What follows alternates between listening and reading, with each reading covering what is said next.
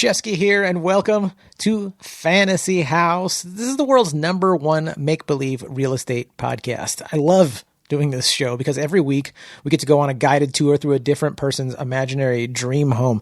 They're always pushing the limits with mind-blowing houses and weird technologies and magic and all that cool stuff. They make weird, unique rooms. And, I ask them, I'm like, hey, could you come up with appliances and technologies that we don't even have so they can solve your very unique problems? People do that. And really it's just good old fashioned creativity and silliness. Fantasy House podcast is NSFW. It's not safe for work, although we're super Mr. Rogers inspired. It's a lot more of an adult Mr. Rogers experience. So it's raw, it's honest. We talk about sex, drugs, people's bathroom habits. Sometimes people take us to dark places, and we're all about authenticity and really reigniting that carefree, playful spirit we had when we were 4 or 5 years old. Just fearless exploring of our imaginations and ourselves.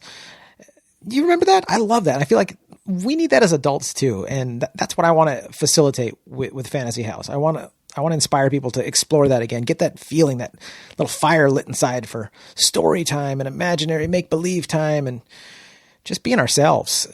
And it really is a great time. In Nathan Hurd's episode, he has a zero gravity room. So you just go in the room, flip a switch, and you're floating around. Jade Catapretta has a lazy river going through her fantasy house that has sexualized dolphins in it. Fifi Dosh has a private hot tub on top of a private mountain in her backyard. John and Tom from Chad Goes Deep, their fantasy house is actually a cloud that floats around like an RV in the sky. So they can go anywhere they want. Nick the plumber, he's got a live studio audience. So when he's with his family and he drops the punchline of one of his dad jokes, he gets a real applause. Joel Jimenez loves to cook, and by the way, is an amazing cook. But in Joel Jimenez's fantasy house, he doesn't want to clean up. He hates cleaning up. Loves to cook, hates cleaning up. Well, he's got a kitchen that washes itself. In episode 94, Mike Ishak's kitchen is just a portal to his aunt's Indonesian kitchen, so he can have ringdung anytime he wants, which I've never had ringdung in real life, but we had it on his episode imaginarily, and if it's anywhere as delicious as it is fun to say, it's got to be good, right? Ringdung. Jeremiah Watkins did a Halloween episode, and his toilet paper dispenser is a mummy that you just unwrap and wipe your butt with. Nat Baymel doesn't even have a bathroom. Speaking of bathrooms, he simply has a wizard that anytime you need to go, the wizard appears and just makes your bowels empty. Just abracadabra, poof. Or poop, poop, poof. So cool, right? Every episode is brought to you by me, Jon Shefsky. I am your local Southern California realtor. Not just a fantasy realtor. No, a really real realtor. And I would love to help you with anything real estate related, whether you're thinking about buying a house, selling a house, maybe you're interested in why I love multifamily apartment buildings, any of that. I would love to be of service. And if you're thinking, John, I don't care about real estate at all, that's great. But I know you know someone who does. And you got to let them know. You got to say, hey, before you go making any moves, you got to talk to my boy, Jon Shefsky. He's a really real realtor, and he would love to be of service. And I really would. And even if you're not in SoCal, I can still help you because I have a referral network all over the country with some fantastic agents, and it's growing all the time. So check in with me. Let me know, because I got agents in Nashville, in Chattanooga, Austin, Texas, Boise, Idaho, Phoenix, Arizona. I got you covered. And like I said, that list is just growing. So just think of me when you're thinking of real estate. Be like, I'm going to hit Shefsky up before I do anything. Just send me an email, fantasyhousepodcast@gmail.com. I'd love to be of service or help in any way. My buddy Scott Luhrs is here today, and we're gonna go through his fantasy house, and I can't wait. I'm so excited for you guys to come on this journey with us. Now, in the words of the great Angelo Bowers, let us do this.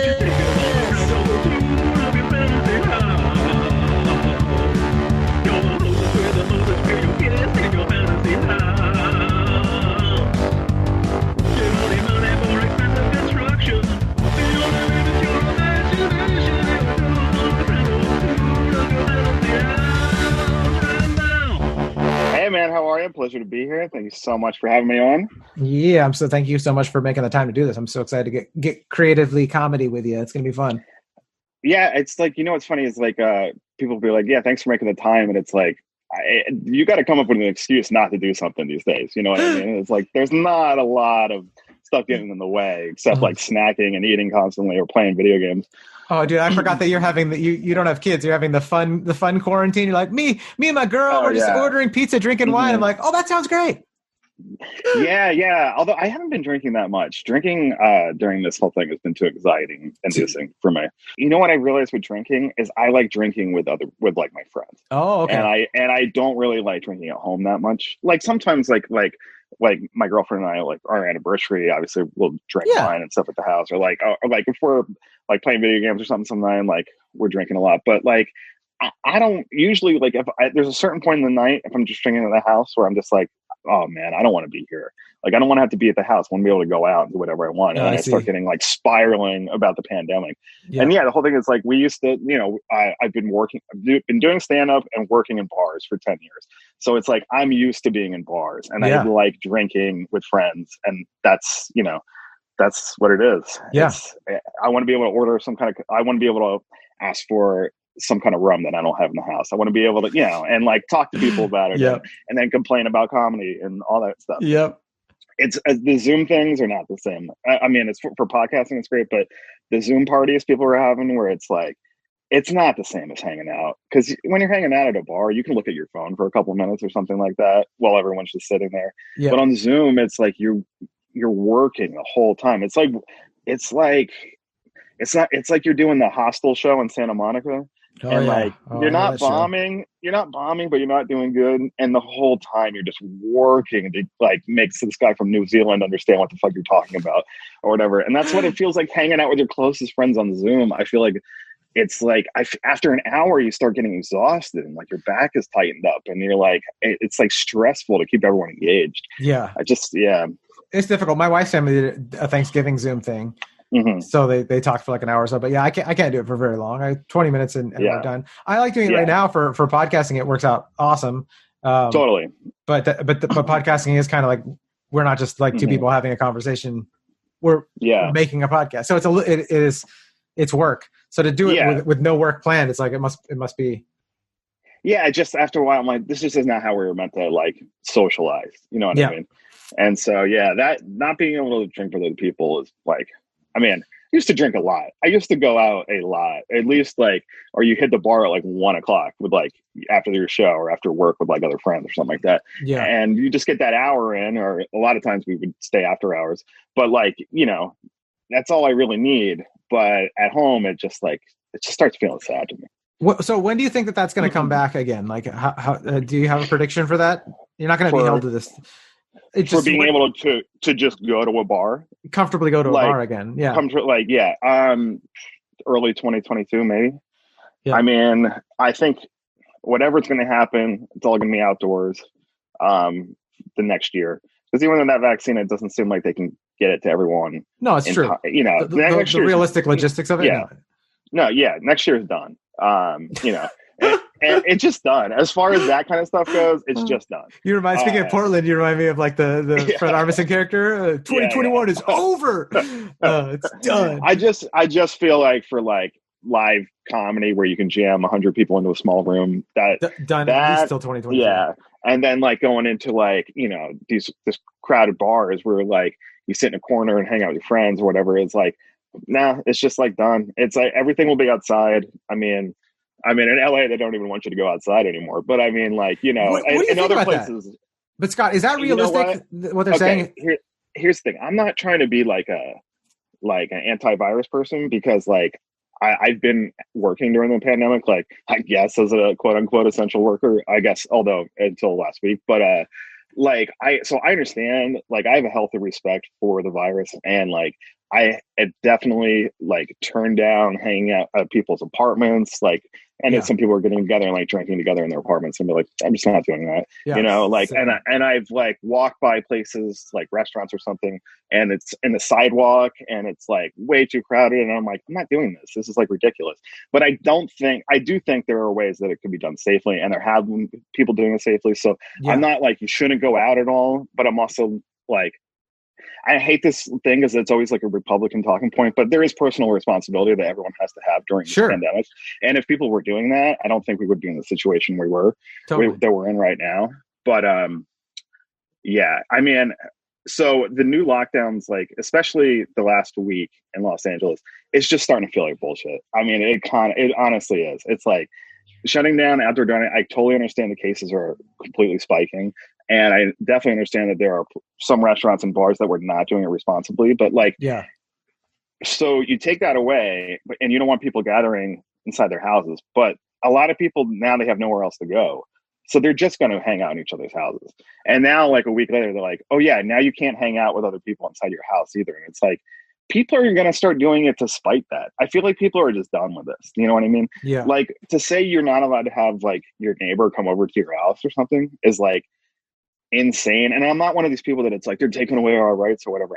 I'm just like realistic. Like, you guys are insane. You have to just tell people how to do this stuff safely, because you can't just be like, it's like sex education. Yeah. It's like you tell kids to be abstinent. You're like, they're not going to, so can we at least be realistic and give them solutions to be safe? And they're not doing that. Yeah. They're not doing that at all. Yeah, definitely. I grew up in Christian school and everything. So it's like, they were like, never have sex. You know what I mean? That works real well. Yeah. People don't listen to that. It's like, it's just never going to happen. Yeah. So like the stuff that they're doing right now where they're like, oh, until December 20th, you can't. And like, trust me, we haven't had anyone over to our apartment. Oh yeah, we're super strict at my house. Yeah, I've met people other places, but like, that's not realistic for everybody, you know? And there are people that have family that they have to take care of and all this stuff. And like, the way they say it is like, even if they don't mean like you can't go take care of your grandma, like the way they say it, a lot of people are not smart enough to realize that there's a nuance to it. And so everyone just explodes at the fact that this restriction was put on them. And then people, you know, like when they put in the 10 o'clock curfew a week ago at 10:01 at Huntington Beach, there's like a huge fucking protest like against the thing. And then everyone's outside Garcetti's house protesting and stuff like that. Yeah. And it's like, you know, protests are what they are. I mean, they're useful. There's a need for them. But like when people start protesting like virus stuff, they go out there with no masks. You know what I mean? Oh, yeah. And so it's like you're just creating this whole situation. I also think that they're conveniently like ignoring the Dodgers celebration, the Lakers celebration, and the election celebration. That was like basically 3 out of 4 weeks of a month where people, especially during the Dodgers and Lakers thing, were gathering, you know, in the thousands with no mask on and like going crazy in the street. It's like there's definitely something coming from that. You know what I mean? But they're scared to. I mean, they've even talked about like stuff that where Fauci wouldn't talk about the protests. And it's like, but you just said that these large gatherings are bad. It's like, oh, but the protests don't count. And it's like, what? Wait, what? Yeah. Because elected officials right now, I think are, because of like hysterical culture, are like terrified of being called out on anything. Like the shit that was just happening in the college world for a long time is like made it to the real world where it's like, if you do anything wrong, they're like, you're racist, you're sexist, you're transphobic. And you're like, wait, what? Yeah. I didn't even know I was being watched for those things because I'm not those things.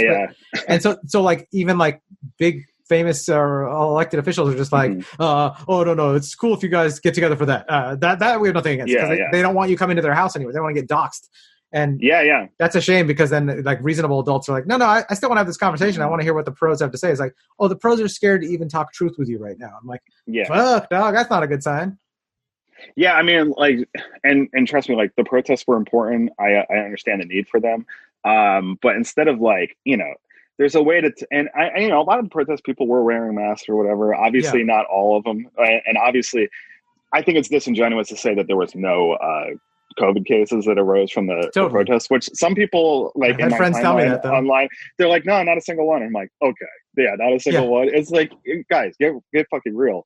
But you know, and they're instead of like beating our fellow civilians in the streets, they could just like, you know, be maybe passing out masks or something like that. Like just let people do this safely. Like instead of telling people not to do anything, just tell them how to do it safely. I think that maybe people would, you know, come around a little bit more. Obviously, it's just like handing out condoms. Yeah, you're literally talking full analogous to like to the sex ed stuff. Yeah. And you're like, oh, we failed at that, and this is the same thing which we're failing at, and this is creating more disruption and death than any sex ed could have ever. Yeah. So as they keep doing this stuff, and especially like, you know, Barbara Ferreira or whatever the public health lady, like, and Garcetti and everybody, they always were like, we know you guys have been making sacrifices the last few months. We need you to like do this and do this, and it's like, yeah, well, you guys got to help out at some point because you're not doing anything. All you're doing is like restricting everybody and telling them not to go to work, but you're not giving anybody money. And it's like, you know, I know California is in serious fiscal trouble right now, but figure it out. We're like the 5th largest economy. It's like, if you're not getting shit from the federal government, like go to work, do something. You got to let people work. You got to let people, get out of the house. I mean, like, we all know at least one person who has committed suicide during this. We all know like at least one call. Yeah. And then like everyone has friends that are getting divorced during this. It's like, everyone is falling apart. Plus there's a fucking virus on the loose. And like, you know, all they got to do is give people money to stay home for a little bit and then let people go back to work. It's like, these things can be done safely. Like, I agree. I mean, I really liked Andrew Yang's explanation for the whole thing. Just saying like there's bullet holes right now, and we just need to plug these holes. And I've heard the arguments, and I'll listen to like, you know, libertarians talk about the talking point of like inflation and like how much debt we're getting into, and I could totally understand. They make some great sense, but at the same time, you're like, hey, we need to keep this economy just going above water and keep like a whole class of people that have no savings, no way to pay their bills, that it's not necessarily their fault, and we don't have time to determine whose fault it is. We just need to like get them money. So if the government, it's like when you work at a job and they tell you, well, now you need this training and you're going to have to start wearing these clothes and you need to use this kind of computer, and it's like, okay, if you want me to use all this stuff, you need to buy it for me. No, you need to take it out of your paycheck. It's like, so you're not going to pay me more and you're demanding I do. They're doing the same thing with this, where they're like, you can't work. Okay, so how do I pay my bills? I don't know. We can't pay you anything either. They're like, okay, you can't tell me I can't work and you can't give me money, because it's just it's just kookiness, man. It's just, dude, it really snuck up on me the other day. Like, I was thinking, because we know we've paid our rent the whole time and stuff. Like, we're like, obviously, like, it's harder to do that, but like, we've kept up on that stuff. And I'm thinking, like, people are going to come out of this owing like $15,000 in back rent. Oh yeah, like that's insane. Because then you got to work, like, just pay that off for the next I don't know how many years they give you, but like, that's going to be a significant portion of your income over the next 5-10 years, paying that off. You know, or you're like, or you're gonna get sued or whatever, you know, because you know that like whatever protections there are, they're gonna fall off. People are gonna get like evicted, screwed over, everything. But, well, I mean, there's a big thing going on in commercial real estate with that same thing. Yeah. So it's like your tenants can't pay. Where do you go? And it's like, well, no one can pay this. Like, well, who's going to pay and what that does is it actually, and this is why, you know, the federal government really could have done a better job with dispersing that insane piggy bank that they took money out of. Instead of halting mortgages and they basically, you know, wrote checks to their buddies and wrote little checks to us. Yeah. They're worried about happening is the mom and pops that own commercial real estate and like apartment rentals and stuff like that. They're the ones who can't handle, like, if no one's paying them. Yeah. And then what's going to happen is corporate entities will come in and say, all right, well, we'll buy all this, all this commercial real estate. And it just travels through all of the different like avenues of the economy. Yeah. And I'm not claiming to understand the economy or any of that stuff, but you can just see simple 2 + 2 math in front of you. Like, oh, this is like, and I'm wondering, I'm like, so this has been going on for so long. Like, what have the elected officials been figuring out? Because they keep repeating that meme to us about like, you know, like not gathering socially. And we're just going to shut stuff down. And like, I get that. I understand that you have a lot of people yelling at you and you don't want to be blamed for a bunch of deaths, but it's like, even Rogan was talking about with health. He was saying, he's like, you haven't heard Newsom talk about like, hey, like the people that are dying from this statistically are unhealthy. So here's ways you can get yourself in health. Like, it's been fucking 9 months, Scott, since this thing started. Like you could have gone from being unhealthy to healthy by now. And there's been no like real major talk by these politicians about like, hey, here's things you can be doing to getting yourself on the right path. They just basically push scare tactics and then like these draconian laws. It's really it's kind of disheartening. And people who like are trying to figure out how to buy food for the day are not going to be able to go on a jog. You know what I mean? Like, people are not going to be able to get healthy when it's like every single day they're trying to figure out how to like scrape shit together to survive. And like, I think that this whole thing too, like, and a real problem like in our country is how we're already so fractured, like right and left or whatever. But now, like, there's people that have been getting through the pandemic fine, besides the fact that they have to stay home. You know what I mean? There's people that are like making a shitload of money right now because they had money to invest in certain things now that are popping off. And then there are a lot of people that like can't figure out how to get through the next day. And that divide, I think, it's just going to lead to like violence and a lot of problems, I think, coming down the road. Yeah, I hope we can avert some of the violence and some of the problems. And because there are definitely ways that I've seen people shine even more. And one of the big things that I think is going to happen that's been predicted by some of these futurists is just about like therapy it's going to be like that how we're doing the Zoom meeting is going to become mainstream. And before, I thought for years since I was a kid, I thought like, man, if everybody could just access therapy as a maintenance, not once things start falling apart in your life, but just as a maintenance, then the world would be a better place all around if we could just like call upon a therapist. Like, hey, I need to talk to someone that's not in my household, that I'm not related to, and it's a professional. And it's so hard for people. And I've known through myself and other friends that have needed to talk to therapists in emergency times in their life. And it is so complicated. Yeah. It is so complicated to just get through and talk to someone. And so this pandemic has made it so that it's a little bit less complicated. It's still got its issues. Yeah. But I think that's one of the things down the road, 10 years from now, that will hopefully be normalized, that like anybody can just get on real quick for a few bucks, maybe even like through a charity fund, just quickly talk to a therapist and make their lives like doable more. Yeah. And so I'm hoping that comes out of it. Yeah. I mean, obviously there's stuff we can't control that's going to be nasty with totally people that are just left out to dry from this. And it's such a bummer. I do think they need to, and everyone got mad at every Republican or Trump for saying this about reopening the economy or reopening stuff. But it's like, I honestly, like, I got called back to work pretty quicker than I would have thought, you know?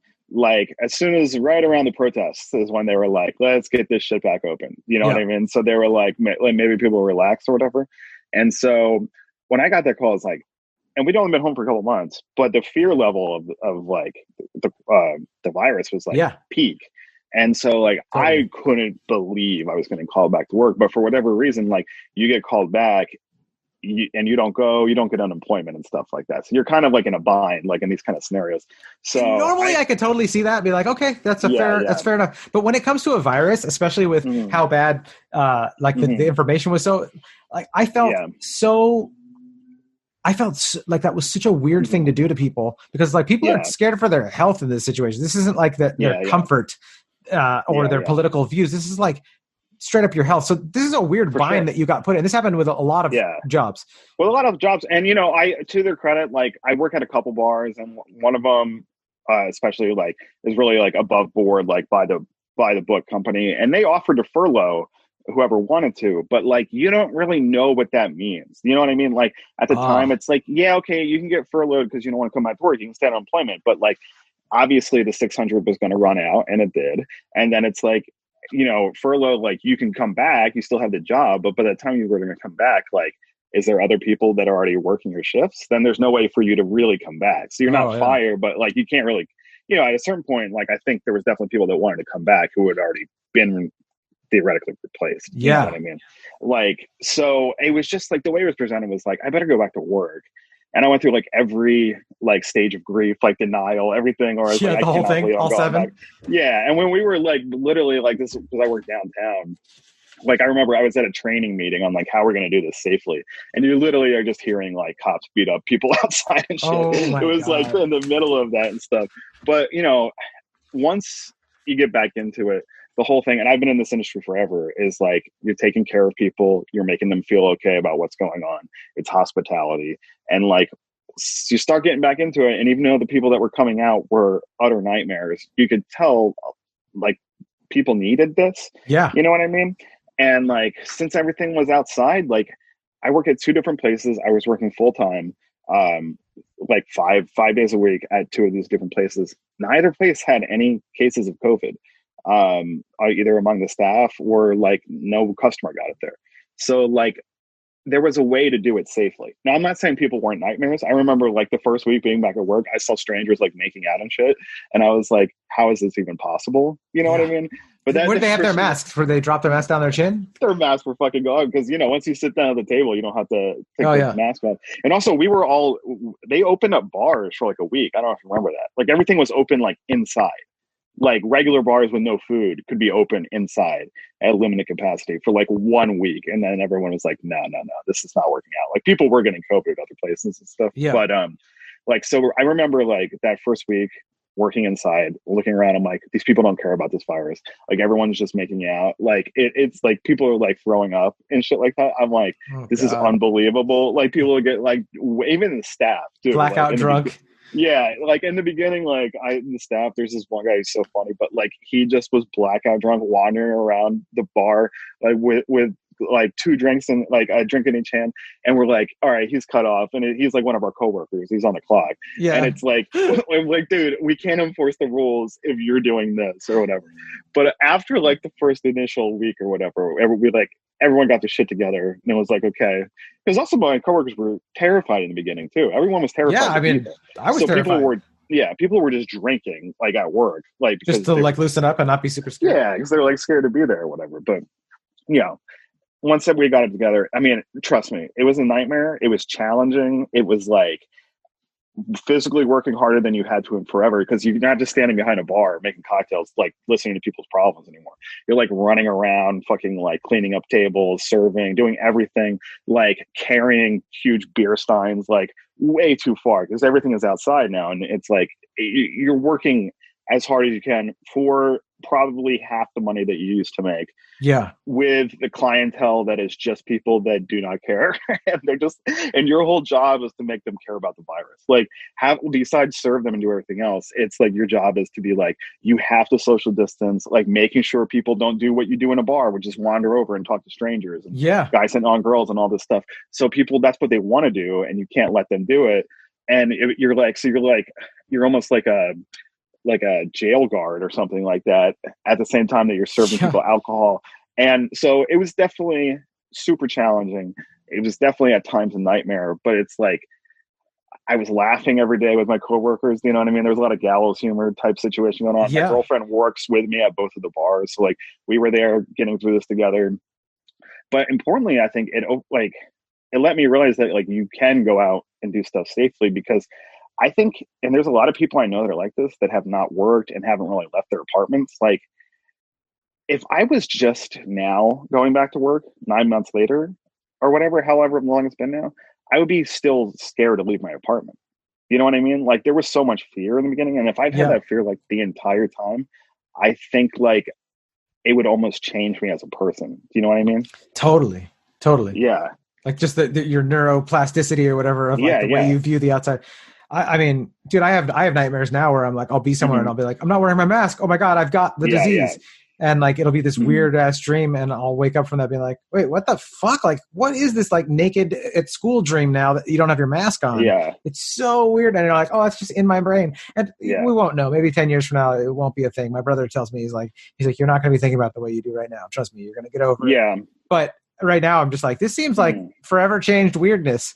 But I'll probably always stock up on toilet paper for the rest of my life, but That's true. That is very true. And also I would think, what it is interesting though, it's like, it changes the way I look at business a lot too. Like, because like, I've always kind of thought about opening up a bar and stuff like that. And like, my girlfriend, I worked in hospitality forever. My girlfriend has too. She grew up in a restaurant. Her mom owned a Italian restaurant forever. It was in her family for like 3 generations.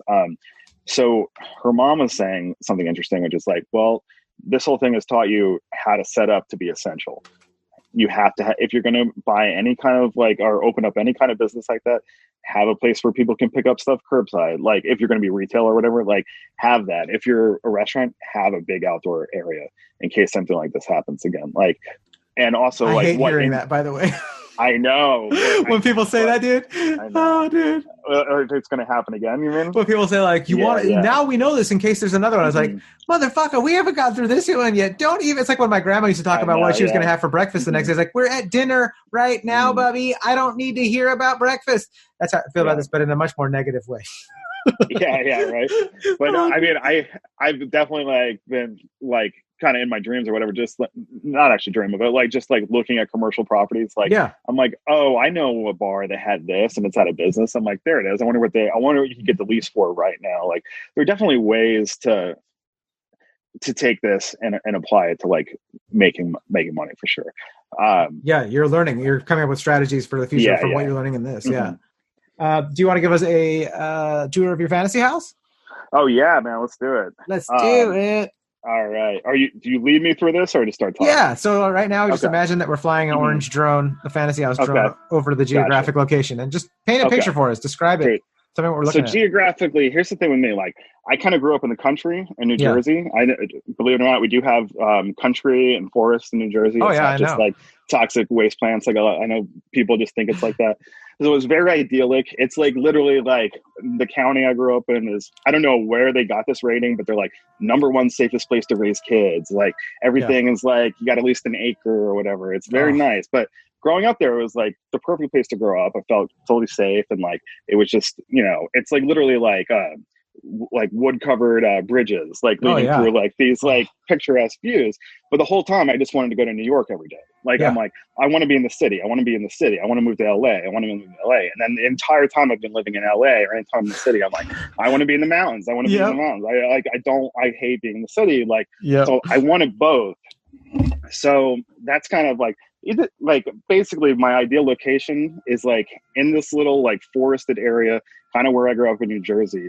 But the whole thing about the house is it's just a portal that goes anywhere you want to go as well. Yeah. So that's like my location is like, I can open a door and be in New York. I can open a door and be here. So I want to be as secluded as possible, yet I can step out my door and be in LA. Oh, yeah, it's major convenience. Yeah. I mean, that's my dream. And I don't want anyone, like, I can't stand when people like knock on your door, like random people, like, I mean, this guy was trying to get me to sign up for some other gas company. I'm like, there is no other gas company. I don't like, what are you talking about? It's like, there's no other gas company. I mean, they all have neighborhoods. I don't know what you're talking about. And it's like, I get so mad. Or like, there was this guy that I can't really talk much about this, but there's someone who was suing people running comedy shows a while back. And maybe process servers were coming to my door and stuff. So I don't want it to, I would like there to be some kind of like magical charm. Who's a comedy show? I mean, I'll send you the links. Okay. There was a whole thing where like 40 fucking places got sued for having comedy shows. It was a real shady thing. I can't really go into it. That's but so anyway, so I would like no one to ever realize that this is a house. Okay. So if there's a possibility, like as you're approaching the house, if there's some sort of charm, like magical charmish thing placed on this that makes it look like a closed, rundown Jollibee, that would be ideal to me, because no one goes there anyway. And if it's like looks like it was burned down or something like that, that's what I'd like this to appear to everybody else. That way no one ever just knocks on my door. Just so our listeners know that aren't in Southern California, a Jollibee is it a Korean McDonald's? I mean, it's like, I know of the one Filipino. Is it Filipino? Yeah. Okay. I know the one that's on Beverly and Vine, but I've never been there. But that's I've never actually been inside like all of the people in your joke. Have you eaten Jollibee before? I haven't. Have you? Okay, no, that's why I think it's hilarious that you mentioned it. And you're like, it's run down, and no one goes there even when it's not run down. Yeah. So that would be my perfect, just like the facade of a Jollibee. That's great. In the middle of a forest, because I just think that people are going to avoid that. They're going to see that and be like, I think we need to keep walking. That's so funny. Okay, that is what I would like. Backyard, I'm going to need to have like some kind of working weed farm back there. I don't know who's working it. It's not me, but I just like, I'm just going to need a steady supply of weed coming in from the backyard. That's what I'm thinking of. And a pool for the girlfriend. She really likes pools. So if we're going to, if you're giving me a tour through your backyard, there's just like giant herb plants growing. Yeah, some sort of Willy Wonka-ish thing where it's like a stream of like a river made out of keef, and keef river, dude. Yeah. There's just like all this stuff. Like I don't need to be involved in working it, but it's like everyone is working it. And I'm Greenwater Rapids, bro. Yeah, that's river. Exactly it. Yeah. Couches made out of stems and whatever. I'm definitely gonna need that, because like I feel like I don't want to be traipsing out to the dispensaries, especially because I don't even know where this house is, so I don't know if there's dispensaries nearby. I don't want to have a portal. You could have a portal to whatever dispensary you need, though, right? Oh, sure. That's as a backup in case, like, God forbid, something happens to the farm.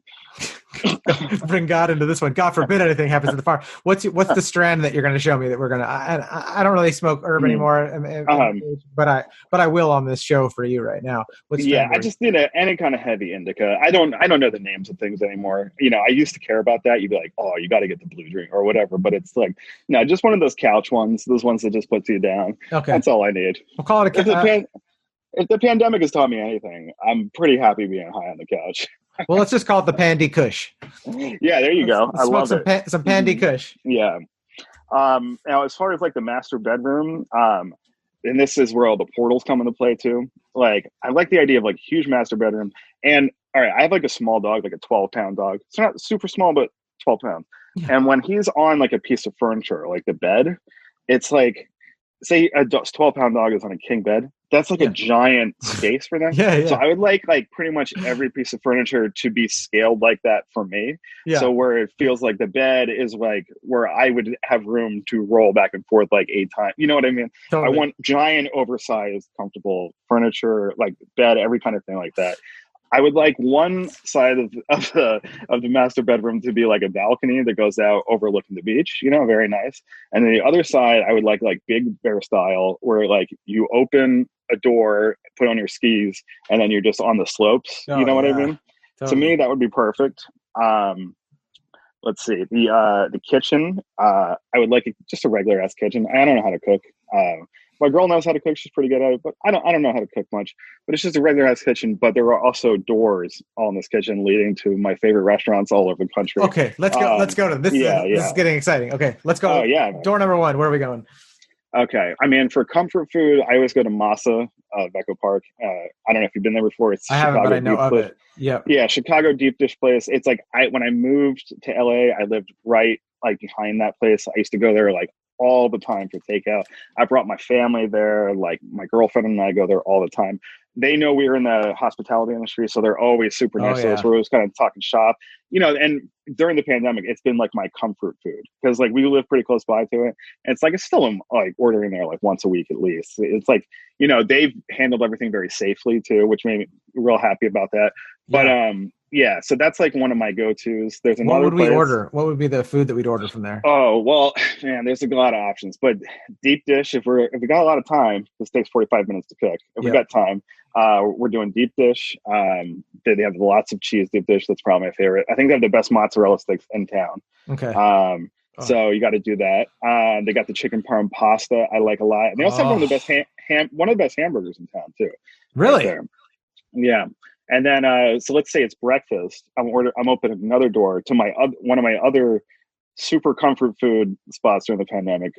Maury's Bagels. Have you been there before? No, but I love bagels. Okay, bagels, lots of cream cheese is like my favorite food. So you gotta hit this place up because I'm from the East Coast, and it's like I grew up bagels. You know what I mean? It's just like you eat a bagel every fucking day.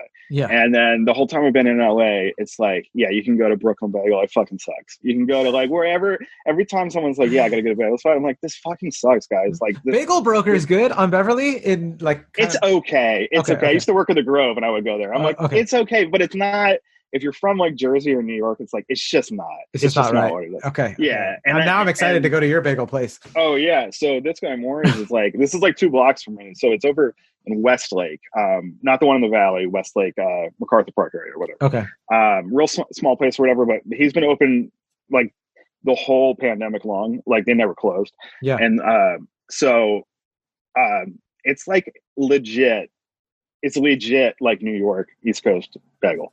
It's like his grandmother's recipe or something from Brooklyn or whatever. And he started off doing pop-ups. Like he would just like sell bagels on a Sunday in someone's backyard or shit like that. You know what I mean? Yeah. He's like one of those things. Storefront. Oh, it's like I go there.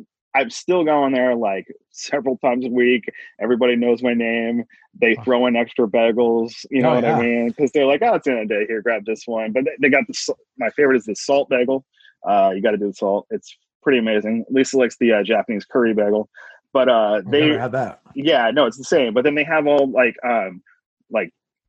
coffee cakes. What is arugula? Arugula. Yeah, it's like when it's almost like it's like a Jewish tiger's tail. Yeah. And they have a bunch of like. So obviously I'm not Jewish, so I don't know anything about food. But it's like whenever with your love for bagel, welcome to the club, buddy. You're honorary Jew. Whenever there's like holidays coming around, they always have like extra stuff they're selling, like, and I think catered towards people celebrating the holidays. And I always pick some of that up. I'm like, holy shit, everything is amazing. Like everything that they sell is amazing. So there's definitely that. And door number 3, I will say, for let's say we're doing heavy Italian dinner, Bestia. Have you been to Bestia? No.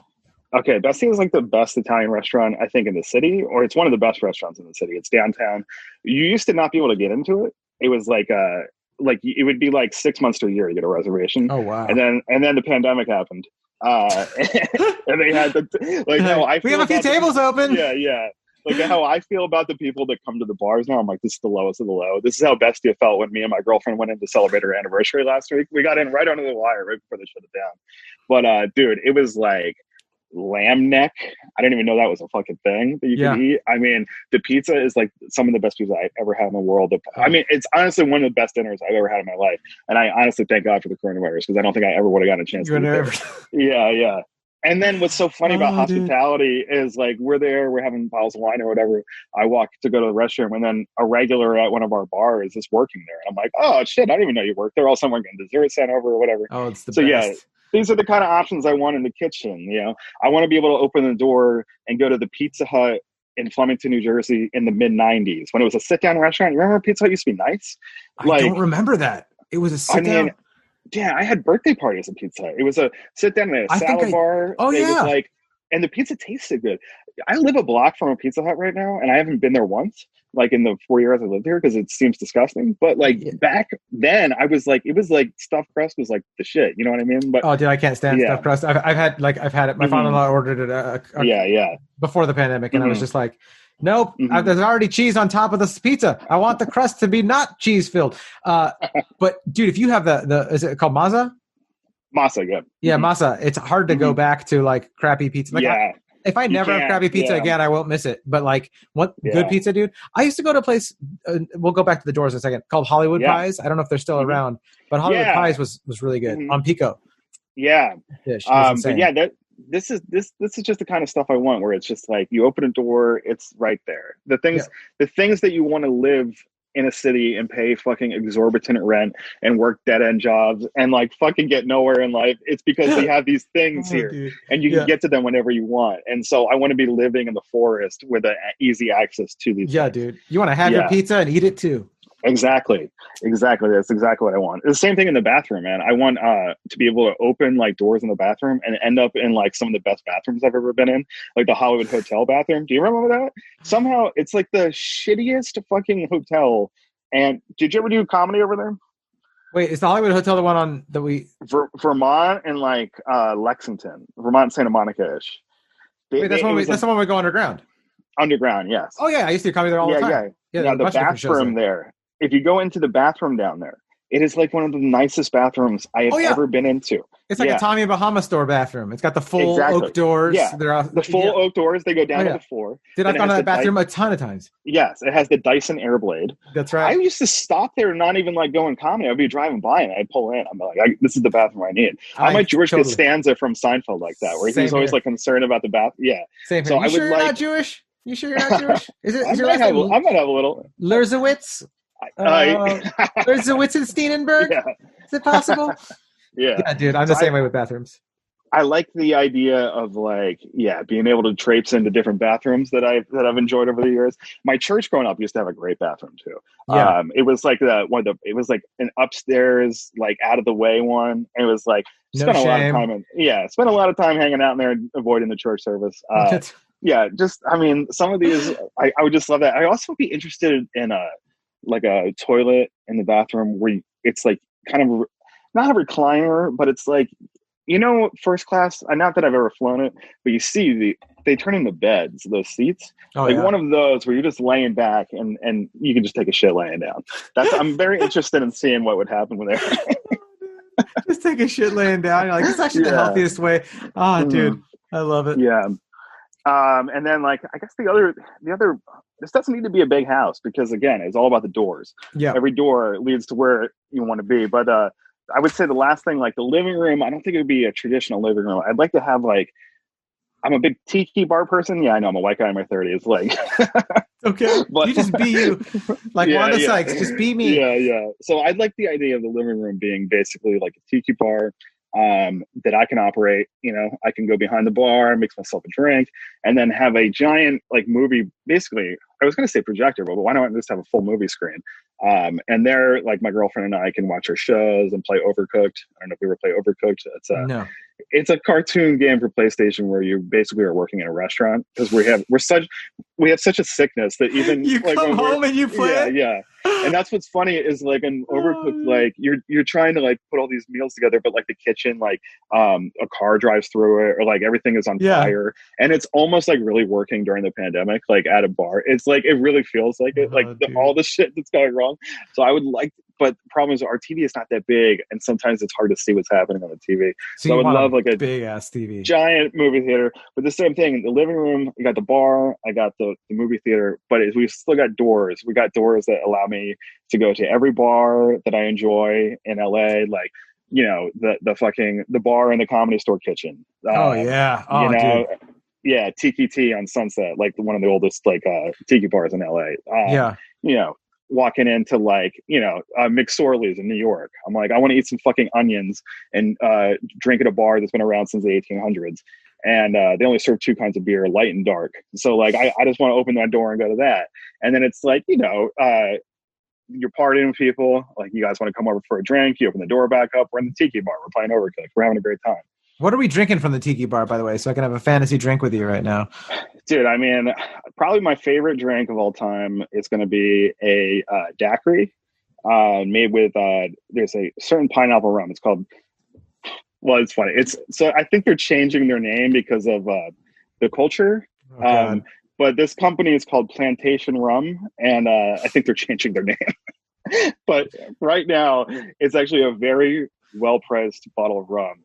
Plantation pineapple, and I don't think, like, people think of flavored rum where they're like, it's like gross or whatever because they put it in like too much artificial or whatever.